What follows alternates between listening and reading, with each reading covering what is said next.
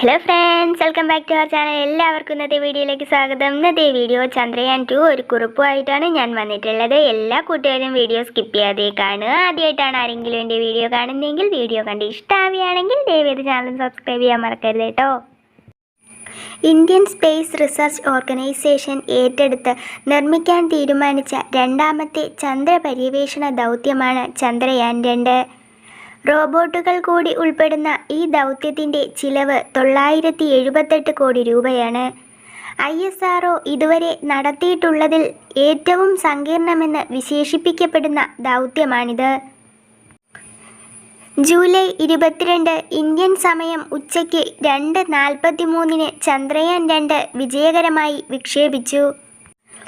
ചന്ദ്രനെ ചുറ്റിക്കൊണ്ടിരിക്കുന്ന orbiter, Vikram lander, ചന്ദ്രനിൽ ഓടിക്കാനുള്ള വാഹനമായ പ്രഗ്യാൻ എന്നിവ അടങ്ങുന്നതായിരുന്നു ചന്ദ്രയാൻ 2. GSLV മാർക്ക് 3 വിക്ഷേപണ വാഹനം ഉപയോഗിച്ചാണ് വിക്ഷേപിച്ചിട്ടുള്ളത്. ചക്രങ്ങൾ ഘടിപ്പിച്ചിട്ടുള്ള റോവർ ചന്ദ്രോപരിതലത്തിലെ പാറകളുടെയും മണ്ണിൻ്റെയും തത്സമയ രസതന്ത്ര പഠനത്തിന് സഹായിക്കുന്നു.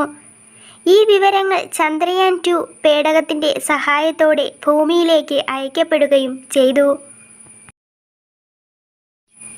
ചന്ദ്രയാൻ 2ൻ്റെ പ്രാഥമിക ലക്ഷ്യങ്ങൾ ചാന്ദ്രഭൂപ്രകൃതി, ധാതുശാസ്ത്രം, മൂലക സമൃദ്ധി എന്നിവയായിരുന്നു. 2019 സെപ്റ്റംബർ 7 പുലർച്ചെ നടന്ന സോഫ്റ്റ് ലാൻഡിങ്ങിൻ്റെ അവസാന ഘട്ടത്തിൽ ചന്ദ്രോപരിതലത്തിന് 2.1 കിലോമീറ്റർ ഉയരത്തിൽ വെച്ച് വിക്രം ലാൻഡറുമായുള്ള ബന്ധം ചന്ദ്രയാൻ 2ൻ്റെ പ്രധാന ഭാഗമായ ഓർബിറ്ററിന് നഷ്ടപ്പെട്ടു.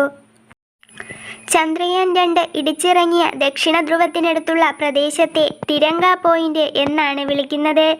ഇന്നത്തെ വീഡിയോ എല്ലാ കൊച്ചുകൂട്ടുകാർക്കും ഉപകാരപ്പെട്ട് കാണുമെന്ന് പ്രതീക്ഷിക്കുന്നു. വീഡിയോ ഇഷ്ടമായാൽ തീർച്ചയായിട്ടും ലൈക്ക് ചെയ്യാനും നിങ്ങളുടെ ഫ്രണ്ട്സിനൊക്കെ ഒന്ന് ഷെയർ ചെയ്ത് കൊടുത്ത് ദയവേത് ചാനലൊന്ന് സബ്സ്ക്രൈബ് ചെയ്യാനും ആരും മറക്കരുത് കേട്ടോ.